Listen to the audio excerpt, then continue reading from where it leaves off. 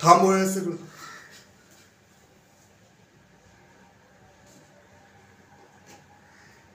सदा त्याच्या डोळ्यात माती खाल्ली.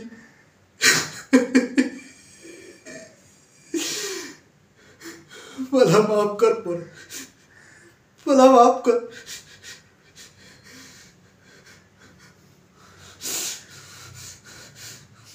बायकॉन पोराचं ऐकून पाठच्या भावाला दूर केलं.